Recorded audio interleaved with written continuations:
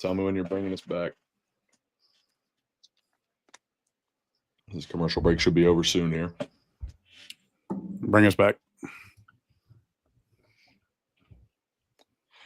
Hey, what's going on, everybody? Happy to be here again. It's a Saturday night. I'm Eric Phillips. I'm joined by my brother, Cory T. Phillips. We're going to sit here and watch the bottom of the ninth with you with our Redlegs. Needing a miracle here, down 6 runs heading into the bottom of the ninth after a night full of wild topics that we'll get to, after we get a chance to watch the game here. But let's see how this ninth inning plays out and see if our boys can maybe rally against one of the league's worst bullpens here for the Nationals. But kind of a tough night, Cory. Where'd you take it in at?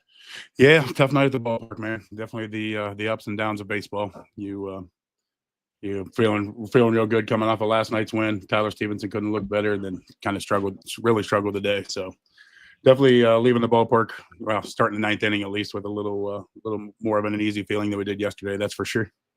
Yeah, absolutely. No, and it's one of those things that you've got the Nationals, a team that's. You kind of, like you said, you had them on the ropes, and tomorrow becomes a pivotal game to try to win this next set of games that, finish up with a winning homestand. You had 7 games against teams that you need to beat if you're going to be relevant at the end of the season. And, you start off this with, TJ Friedel in the top of your order coming up. And I'm sure we'll get into TJ when we get back into the rundown and things. But there's some top of the order situations that I think need to be addressed moving forward as he starts off with a 1-1 count. Salazar in for the Nationals. Their bullpen hasn't been electric, but at the same time, they've kind of stifled us. I feel like the wind got let out of our sails there, and after the Marte blunder to end last inning. So we'll see how we can do. Maybe get a couple of guys on and at least make it interesting. Maybe help somebody hit an over runs Red scored. Yeah, no doubt. So, we'll see how this goes. Yeah, I feel like the wind really came out of the sails on the Ahmad Rosario tater. Yeah, that was a big piece of it too. But we've got 2-1, 2-2 now. Here in the bottom of the ninth, our Reds are down 6. It's 11-5 as we try to cycle this thing back around and salvage something tonight. Maybe give ourselves something to feel good about it going into tomorrow. Would love to see McLean actually get something going. And it's going to be a tough one to kind of rally up. You got 4:10 tomorrow, with the flying pig going on in the morning. So it's kind of a crap day in Cincinnati from a weather standpoint too. I threw 7 tons of river rock around my garden trying to get things going. But as TJ flies out to left field, we've got 1 out here. And so we're 2 outs from being put out of our misery here in the ninth. But, it was an overall crap day from a weather standpoint. Never stopped raining right up until that 20-minute delay started this thing at 7 o'clock. So curious to see, what spirits can look like tomorrow. I think weather's projected to be a little bit better. Still going to be kind of on the chilly side, which I don't think plays to our guys' strength. But got Matty McLean here with a 1-0. Would like to just see a good quality at bat here from Matt. He did hit a ball hard earlier in the game. One of the hardest hit balls that we had, according to StatCast, for his only single. Sitting up here at 1 for 4. But, hitting 160 in the 2 holes, not going to play. It can't play for long. There's accountability, and then there's playing favorites. So I think we're starting to teeter that line with what Tito's got rolling out there. So. Yeah, it's hard not. Go ahead. Hard not to second guess the decision to keep him in the 2 hole, especially with him struggling like he is. But if we know Tito, he loves to play the patience through some of the adversity. Yeah, and I mean, if he sees you as a star, he had patience with Ramirez and Lindor both as they went through their struggles when they were getting started there in Cleveland. And so he wasn't there when they got started; they were pretty established by the time he came in. But he gives the stars leeway, and so if he sees McLean as a star, maybe that's the situation there. I know the chat's been blowing up about the game that Stevenson's had and where's Jose Trevino and how in the world can we get our field general back out there. But, Elly, not his best night either. He rolls one through the left side or through the right side. Could have been scored in there, was scored a hit, but as he drives one into the left center field gap, that's what we need to see. That's Elly hitting the ball hard the other way. Here comes Matty McLean. Matty McLean's going to make it a leg. Yeah, let's go. Let's go. Yeah. All right. A little bit of life. Only down 5. Yes, sir. Base runners, baby. We need base runners. Oh, and don't tell me. Don't tell that to Elly. He's probably going to try to take third here. Maybe he'll try to get cute and hit that delayed steal like he did earlier in the game. That was That's the kind of stuff that you've got to reel him in, man. He's got to be a smarter baseball player than that. You're down 4 at the time, and he delayed, steals the second base. I was ready to go in on him. Now he drives the ball into left center field. It's kind of meaningless unless this thing comes, to a miraculous fashion, in which case everybody put a shotgun out there in the chat, and we'll start shooting beers here live as this thing goes off. So we got some stake in the game. We got some stake in the game here. Speaking of steak, hope you had Sovereign on your tickets today, chat. Hope you guys had an opportunity to make some money before this abysmal Reds performance. But we'll get into that a little bit later in the recap as well. We got Gavin Lux up. Starts off with a 1-1 count. Got Elly standing on second base, down 5 runs. No need to move him. Just get guys on. Put the pressure on this guy. Salazar's already at 12 pitches and 2 batters. So let's see what we can do here. Gavin Lux pops it straight up. Gonna go straight up in the air. Yeah, that was an adventure the last time. We need to hit those balls to Rosario.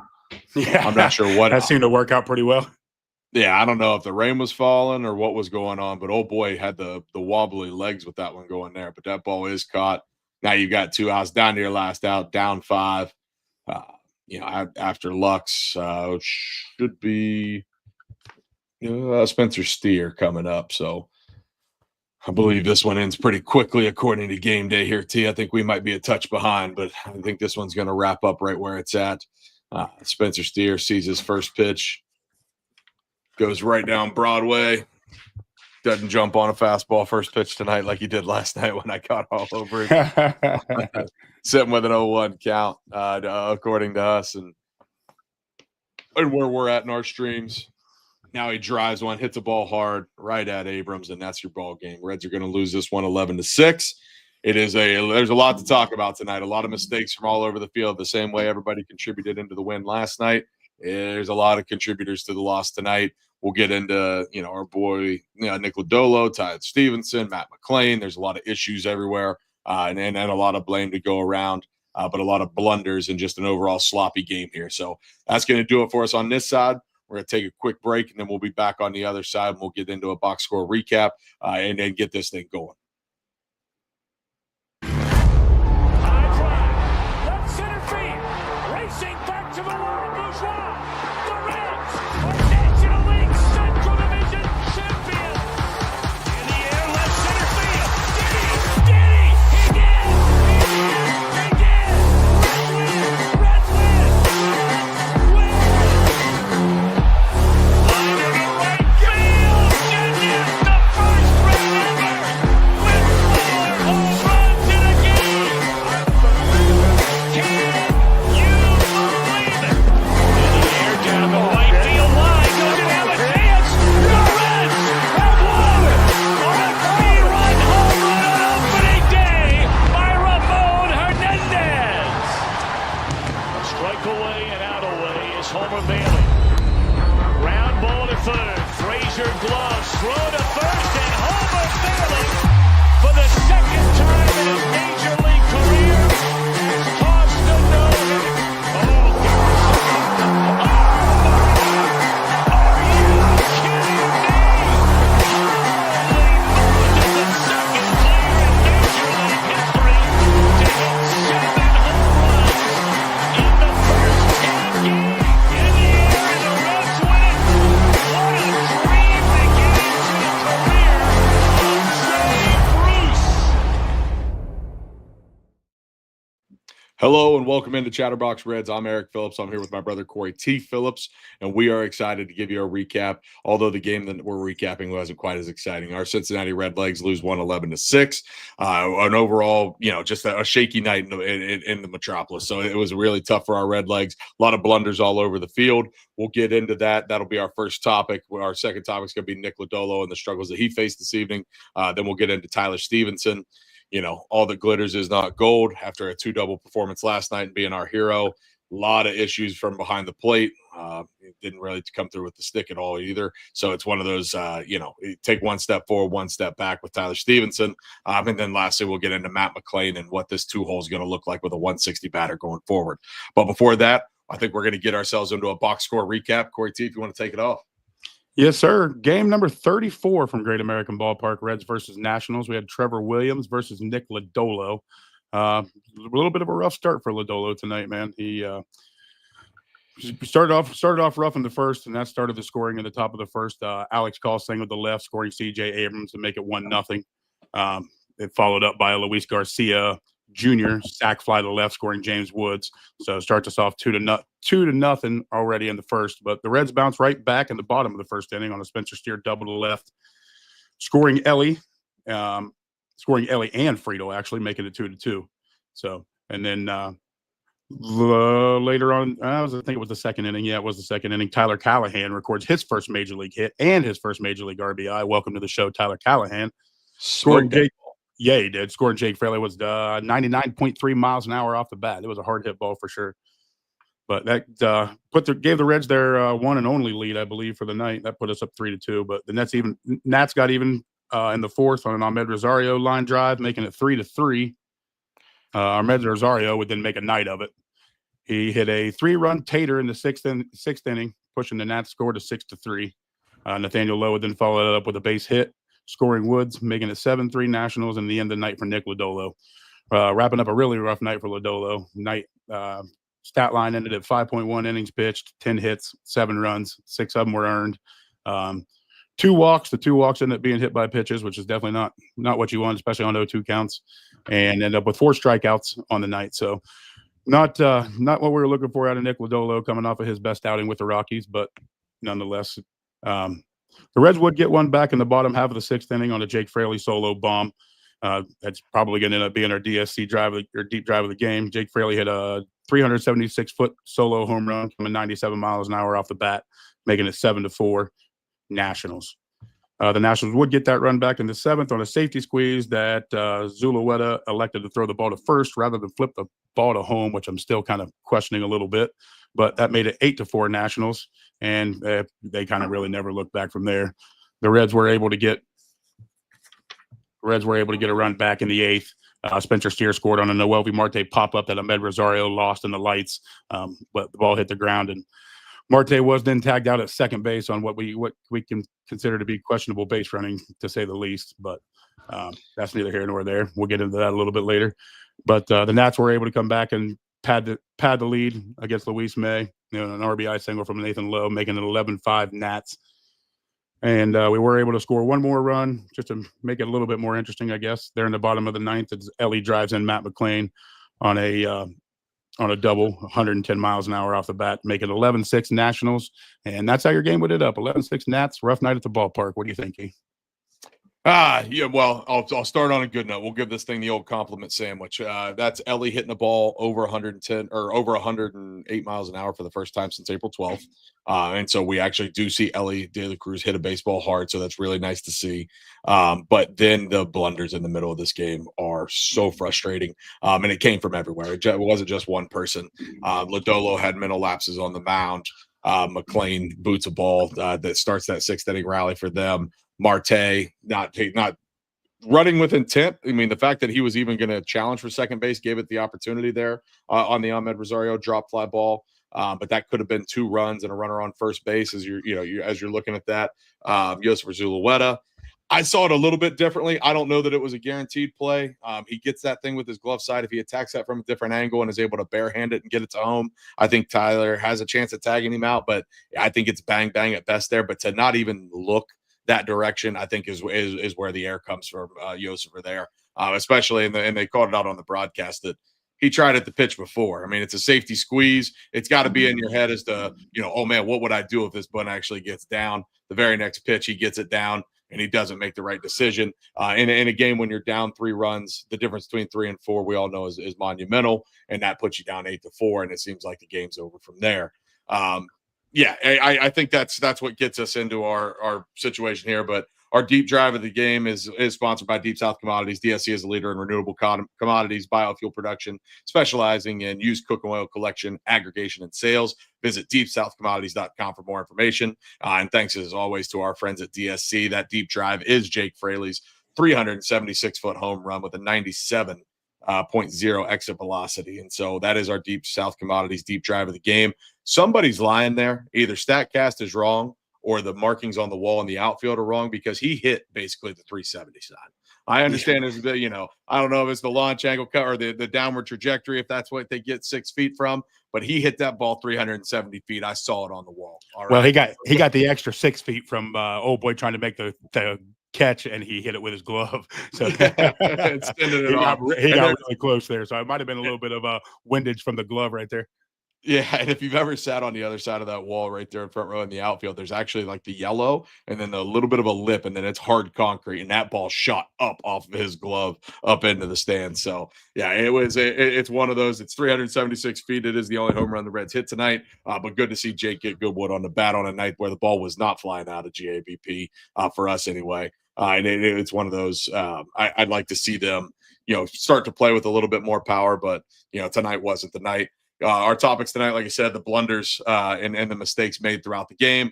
We'll get into Nick Lodolo. We'll talk a little bit more about Tyler Stephenson's efforts behind the plate and at the behind the plate and at the plate this evening. And then Matt McClain in the 2-hole. So getting into the blunders, I'm gonna list them out here. And to me, in order of importance, Matt McClain's error in the 6th inning, no runners on. I believe it was 1 out at the time. Matt boots a ball at second base. That puts a runner on. That gets preceded by a hit by pitch. Where Nick Lodolo was up 0-2. It hits a guy with a pitch, and then we've got runners on first and second. And on the very first pitch, Nick Lodolo doesn't even turn around to look. They get second and third on a double steal. You thought Tyler Stephenson bobbled that ball a little bit and maybe should have had a play. I'm not sure that Espinal was awake at third base to the point that he could even make the throw if he wanted to. And so those all lead up to Ahmed Rosario hammering a ball for the 3rd time tonight. He hit every ball hard that when he came to the plate, and he sends a 3-run bomb out there and puts him up 6-3, and that really felt like the beginning of the end, and really took wind out of sails there. But then you've got Yosifer not making the play at the plate, and it just the Marte base running issue there with a pop up that 99 times out of, or actually I'll say 999 times out of 1,000, that ball is caught, and there's no situation where Marte would need to run for second base, but he runs with no intent, hangs himself out to dry to, get tagged out at second base when what could have been a huge mistake with runners on either second and third or possibly even just first and third. But an opportunity to get some of those runs back, that felt kind of like the nail in the coffin and the actual end of the game. In terms of what the Reds were trying to do from a comeback scenario. But overall thoughts on the cleanliness of the game in a situation where everybody contributed to a win last night. You just heard me list off 6 different guys that contributed some pretty bonehead plays to a loss. Yeah, and it's definitely frustrating, man. Hindsight's always 20/20. Don't get me wrong. Noel V. Marte, it's a base running blunder. I'll be honest with you. When I as far off the second base as he was, and as close as the play was not, I assumed he started from first and just kind of waited on the pop up and made a base running error that way. And then I realized he came from the plate. It's just like, you're not sure what you're thinking there, but it's obviously hindsight's 20/20. You wish you had that one back.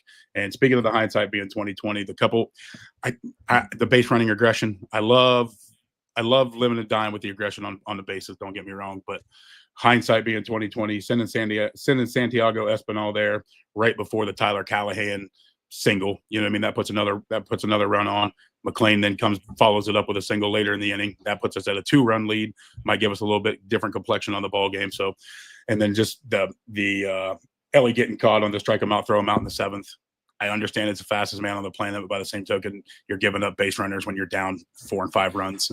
Down 4 runs, and it's a delayed steal. 4-run deficit's not the time to get cute. If you want to go. Right. Like you're down 4 runs. They don't care if you go. You're almost a runner indifferent or base or defensive indifference at that situation. But it is what it is. You get the good and the bad with Elly. To see him come back and hit a ball 110 miles an hour in the bottom of the 9th in a pointless or in a kind of a garbage time situation. That's good to see. But otherwise, this is a poor night for Elly as well. But Santiago Espinal, another great night, goes 3 for 4. Optimistic John, appreciate you down there in the chat filling us in there. We're taking a look at the stats here as we go. But Santiago Espinal with the bat, another reason why you got to find a way. He goes in. That's a right-handed starter. Absolutely. Sees him 3 times, gets 2 hits off of him. I mean, that's awesome to see Santiago continue the streak that he's on. That professional approach at the plate feels like it's starting to bleed into some other guys. Gavin Luck's not great, at the plate tonight, but it's a tough night all the way around. It's cold, wet, rainy, little bit of a delay for the second night in a row, third time in a week. I don't want to make excuses for these guys, but when Tito talks about coming with an approach every night and a high energy and wanting to win each game, that effort tonight was not anywhere, shape, or form representative of that. Yeah, and I mean, obviously, when your starter starts off a little rough and has a rough night at the ballpark, or has a rough night in the first inning, you know it's going to be a grind, and we just didn't have the mentality to grind it out tonight, man. But that's the ups and downs of baseball, man. You gotta love it and hate it all at the same time. Nick Lodolo coming off of his best start, you know what I mean. Hopes were high with him on the mound. Tyler Stevenson coming off the great game yesterday, and both of them just really struggled today. So it's the highs and lows of baseball. I did want to touch. I wanted to touch something on that coming off his best start, and that best start's in Colorado. And they mentioned it during the broadcast. The guys have that fatigue coming out of Colorado. That is kind of a bunch of malarkey. They did a case study on that. 418 starts dating back to 2017. 418 starts that they looked at. The earned run average afterwards was like a 4.18.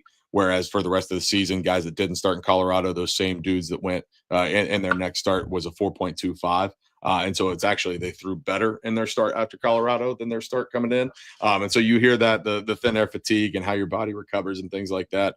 Don't want to be a sports scientist by any stretch of the imagination, but in doing just a touch of 5 minutes worth of research, you find out that start in Colorado should not have affected him. Now, the spin rate and things like that, and where his feel for his pitches was, I think that's where as we get into topic 2 here in Nick Lodolo, you want to remind us of his stats again tonight and what you thought.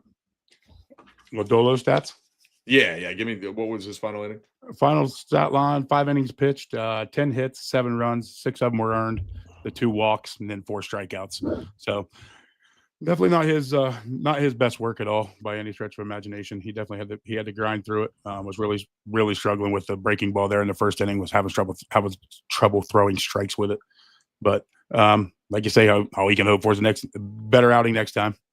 Yeah, and then 6 of those runs being earned of the 7 that he gives up total. 1 of those going to Matt McClain. The 2 hit by pitches both came on 0-2 counts. And that's where I think the situation from Colorado to here, the feel for that breaking stuff. He missed on the inner half of the plate to right-handed batters a ton. It was like he couldn't figure out how to snap that thing off and catch that inside corner. That when he's dealing, he's dotting that slider and the fastball on opposite sides of the plate. And he's able to get a lot of swings and misses out there in Colorado. Tonight he only gets the 4 punch outs. And he still throws upwards of close to 100 pitches. It not his best. And hopefully he finds a feel for it. I know, like I said, crappy weather again tonight, a lot of moisture in the air, a little bit on the chilly side, but you got to be a pro, man, and come back to this thing and understand that we're trying to get on a roll here. Hunter Green goes out and gives you a dominant performance last night. You feel like we're setting the table again, and then it's one step forward, one step back. And, it's still a winning ball club as of now, but Nick Lodolo has got to be a better pitcher and a more consistent pitcher for us to get to where we need to go. I guess the one good thing you can say, and I think Trace has mentioned it all along the way, that if Nick Lodolo eats innings and lasts an entire season from a health standpoint, it's a great season for Nick Lodolo. So the wins and losses and the ERA and how everything goes from a performance standpoint are secondary to him staying healthy. And at least tonight he did still seem to be okay, and his velocity was still there. I think Lark had mentioned it on the pod or on the broadcast that it wasn't physical. It wasn't anything from an injury standpoint or fatigue. He was just, didn't have a feel for it at the end of the fingertips with the breaking stuff tonight. Absolutely. And So, you're definitely going to have your ups and you're going to have your downs. But if you are feeling down, that leads us right into our boys from 988. We always want to remind you can call or text 988 anytime, day or night. The 988 Suicide and Crisis Hotline is a place to get support for anything related to mental health. Whether it's an immediate crisis, simply wanting to find out how to connect with care, or anything in between, 988 is a 100% confidential, secure, and anonymous way to reach out for help when you don't know where else to turn. To connect, call or text 988 or visit mantherapy.org to get help. It's okay not to be okay. There's 345 people on this call right now, or watching us here on YouTube, and we appreciate every single one of you. We want to make sure that you like and share and subscribe and do everything that you can, not just here on YouTube, but also and wherever you get your podcast, whether it be Spotify or Apple Podcasts, wherever that's at. But when we talk about those guys at 988, 348 people now, understand reach out to somebody. If you need to drop a comment in our comment section, do whatever you got to do. We can get you that 988 number as soon as possible. Ingrain that number into your head. It should be just as popular as 911 in terms of how we treat it as a society. So really excited that they're a partner here with Chatterbox Reds and a cause that, Cory T, I know you and I have had that hit home a couple of different times in our life. So 988, very important. And we love that they want to be a part of the show with us. So hate to be a downer there, but we'll get back into this Reds baseball here. Let's talk about something else that kind of takes you down, and that's Tyler Stevenson. After coming out of the chute yesterday and being absolutely on fire, he fades in the backstretch on this Kentucky Derby day. And absolutely has an abysmal game behind the plate, which is weird because I wrote down a note in the fourth inning where, man, he looked good on the play where he comes out from behind home plate on a bunted ball and gets an opportunity to turn and throw to first base. He bends down, picks it up, fires to first. They call him out. I'm like, man, that's an athletic play. The oblique must be feeling okay after he hits the ball yesterday. This is going to be awesome. And now you've got a situation where he starts to not be able to take the ball out of his glove, throwing down to third base. He sails one into the outfield from behind the plate. There's just a lot of big differences there where we want to make sure that one of those I don't want to get into a catching conundrum because Jose Trevino seems like a field general, but you're seeing it in the chat. There's a lot of people talking about why Jose Trevino needs to catch Nick Lodolo. And I think Tyler Stevenson might settle into that role where he's a DH most days. And maybe he's got one or two specialty catchers or one or two pitchers that he catches, for special consideration. Maybe it's Nick Martinez. Maybe it's one of the younger guys when they get here, whatever that situation is. But, defensively, this guy was 61st in Major League Baseball in terms of pop time a year ago at 2.02. It doesn't get much worse than that. I mean, there's only 30 baseball teams. He's not just last, he's not 30th. He's 61st. So the league has two guys at the catcher spot with better pop time than Tyler Stevenson on average. So defense has never been a strong point. It's always been the stick that keeps him in the lineup. We're at a point now where we've got sticks and gloves, sitting on the bench, and I'm not sure how long that's going to last. Yeah, I mean, it's a rough spot for Tyler Stevenson, man. You've got to come back in with two guys that have just been shining at the plate and shining behind the plate, obviously too. So it makes the bad game stick out a little bit more when everybody else is starting to shine. So it definitely is a rock and a hard place for Stevenson to try to come back in. Obviously, he hit the ground running last night, but when you have the blunders like you do today and you compare him to the likes of what Trevino has been doing and what the likes of Austin Wynns has been doing, it's hard to stay optimistic. But by the same token, we talked about it last night, trying to find somebody to play first base. There's another option for Tyler Stevenson. Put a first base mid on him and keep him in the lineup. Keep our options open at DH, that sort of thing. So not sure what his glove would look like, but I'm not against it, keeping his at bat in the lineup and keeping guys like Jose Trevino behind the plate. What are your thoughts there? Yeah, no, and if you keep Jose Trevino behind the plate, you've got the field general, and I think that's another part of why folks are so hard on Ty Steve in the chat tonight is, who commands Nick Lodolo better? Is it a focus standpoint? Is it a pregame preparation standpoint? Who handles the pitching staff in a way that, makes them really excited to get out there? Tyler Stevenson's been around for a really long time. Not sure what his extension looks like at this point, but somehow in a month and a half, Jose Trevino was able to land himself a 2-year deal. I would imagine Derek Johnson and the pitching staff had a lot to do with, hey, we want this guy calling pitches for us. We want this guy to be our dude that we're throwing to. And the fact that the sticks come along, he brings that torpedo bat down from New York, and he's absolutely been raking. And then Austin Wynns gets hot. So he's in, like you say, he's in between a rock and a hard place, but iron sharpens iron. Which way are you going to go here? You can either, you can don't let him see your backup, which is getting hurt like Tyler Stevenson's done year over year. And so it's, you let them see their backup. Your backup produced at a level that you can't right now, and therefore your backup's now the starter. So it's the same thing we talked about with Jamer Candelario allowing the LB Marte to see the field. Once you see it, you can't put that cat back in the box, man. Like you've shown us how good this team can be and what good position play looks like from catching and third base and short and second. Don't make us settle for second best here while we've got a decent catcher sitting on the bench. So, all right, don't get me wrong. I hate to go to it. It's 2 games into. Like I don't want right. to go too terribly hard. We're going in really hard on a guy that had an off night. I mean, off nights are going to happen in baseball. Don't get me wrong. And the whole Jose Trevino thing, that's not a knock on Tyler Stevenson. That's about the approach that Trevino brings to the ballpark. That's Trevino showing up 2 months before and asking for the video for our pitchers so he can get relatable with what they like to throw and where they're comfortable and that sort of stuff. So I don't even necessarily think it was so much of a knock on Tyler Stevenson as a look at this guy, look at the way this guy carries himself. Let's lock this guy up because we've got a manager behind the plate. Yeah, no, absolutely. And I think the coincidence of Nick Lodolo having his worst outing of the season, them stealing 4 bags on us tonight, which I don't think Lodolo helped him in that capacity either. And everything kind of all happening at the same time. That's where you lead to these, like, is the catcher doing the job? Like, That's been happening. As much as we want to talk about wins and all the rest of them, that's been happening all year long. We have one of the slowest pop times, period, between Trevino and wins. And I mean, that's been happening all year long. That's been on the chopping block for a while now. We need to get better defensively behind the plate, stopping the run. So I hate to put it all on Stevenson's back, and I know it was four of them tonight. Don't get me wrong, but by the same token, that's been happening on a regular basis too.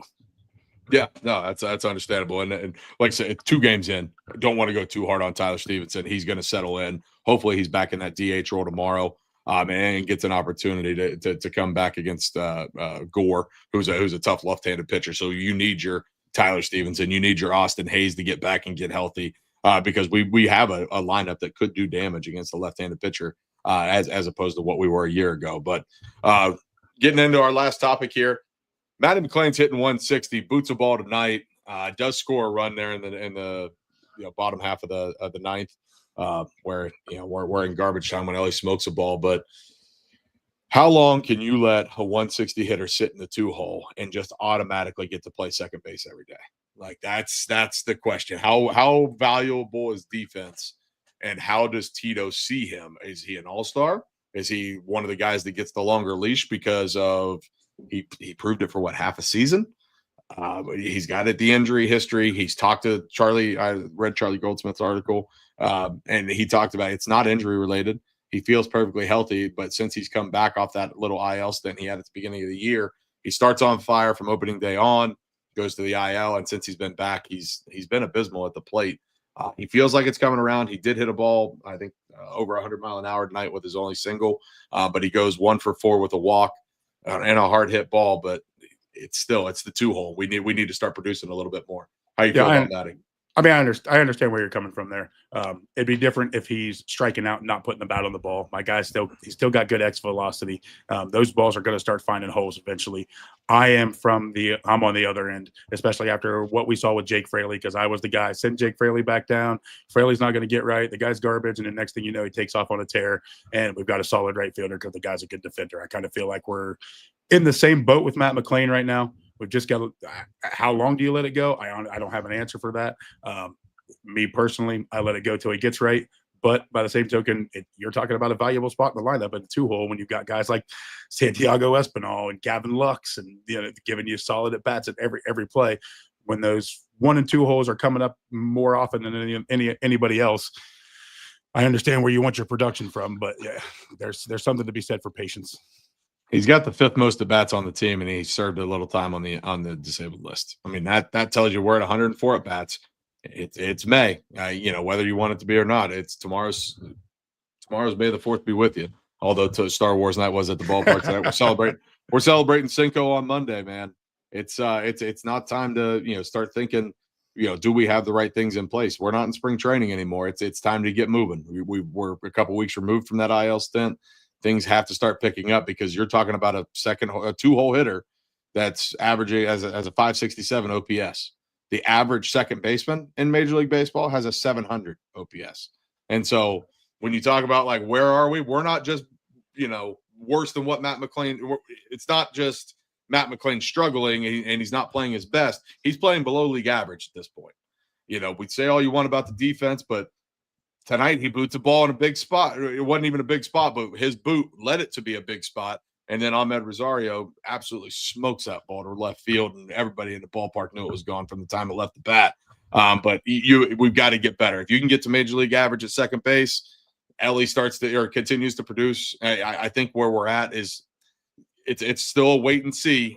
We got about 1 more week left. But at some point in time, the hard-hitting questions have to get into Tito's press conferences. So put your manager hat on. Where are you putting him? What are you doing? You dropping him in the lineup? You giving him days off? What are you doing? I'm more of a fan of TJ Friedl in the 2-hole TJ Friedl dropping down in the lineup with Matt McClain. I like Gavin Lux in the 2-hole. That's either hitting in front of Elly. I like Elly moving up to the 2 as well so that he sees more at bats. Elly's leading the team in 127 plate appearance or 144 plate appearances. TJ Friedel's at 143. But it's also Elly's played more games than TJ has. And so that top of the order comes around quicker. Elly ends a couple of innings tonight. I don't like Elly leading off innings, but I would rather see Elly in that 2 hole. I'd drop Matt McClain probably down to the 6. I get him in behind when Austin Hayes is healthy. I get him behind Austin Hayes. I get him behind Spencer Steer for the time being. And I give him an opportunity to kind of reset the bottom of the lineup where you've got some contact hitters in Trevino and Espinal and where those guys are going to be. Because if Matt gets right, Matt's a doubles machine. If he's standing on second and you've got Santiago Espinal or Jose Trevino with the bat in their hands with less than 2 outs, I like our chances. I like our professional guys to move Matty ahead, and you use that extra base hit potential to get us going. I don't disagree with you. I'm of the accord. I like Elly hitting lead off too. I want my guys getting the most at bats they possibly can, and I am against I'm against you. I guess I should say in the whole. I don't like Elly leading off an inning. I do. I like Elly leading off an inning. Just you got your most speed and your biggest chance to score a run getting on base first, and it's only the leadoff spot once. After that, you're just another spot in the lineup. So I know you love the thought of the TJ Friedel 9, the 9-1-2 having that turnover there. I do kind of enjoy that. I like having that kind of speed and that kind of contact at the end of your lineup to roll it back over to your best hitters. Ideally, I'm batting Elly 1 and probably Gavin Lux 2, or maybe even vice versa, honestly. But those are your 2 best at bats right now. Whatever we got to do, get McClain right. I obviously don't know what the answer is.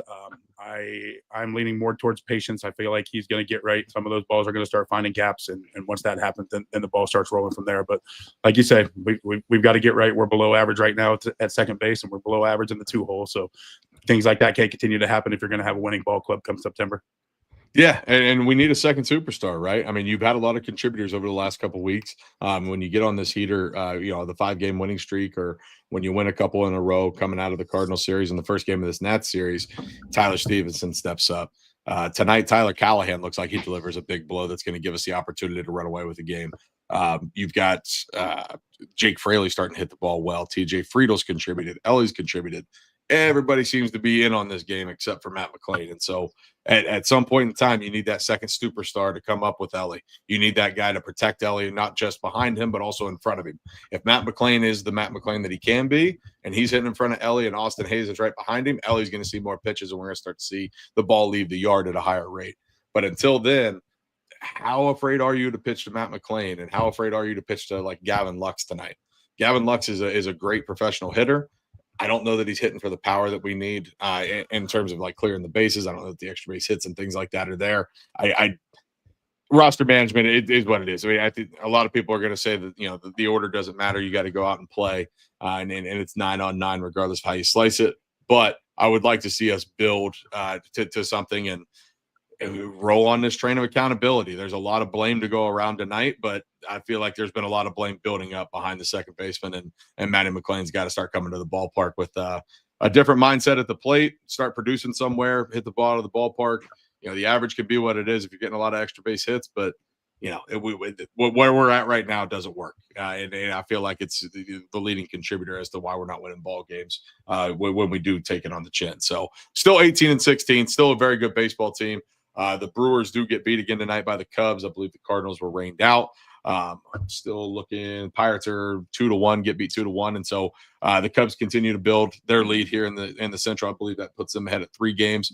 Still leaves us at second place here in the NL Central, but you don't want to let this one get away. You've got a winnable series tomorrow. You want to tell us a little bit more about what we've got lined up for tomorrow? I'm sorry, what? I was looking stuff up, man. I'm sorry. No, you're good. Looking at different screens. No, you're good. You want to tell us a little bit more about what's our pitching matchup tomorrow? Pitching matchup tomorrow is Mackenzie Gore versus Nick Martinez, and Mackenzie Gore is throwing the ball really well right now. He's got one of the higher swing and miss rates coming and going. So it's going to be a tough day at the ballpark, man, against a really good left-hander. But hopefully Nick Martinez can come out and give us the juice he's been providing us the last couple outings, and we can start to score some runs, man. Get some production out of the front part of that lineup, and keep rolling in the back half.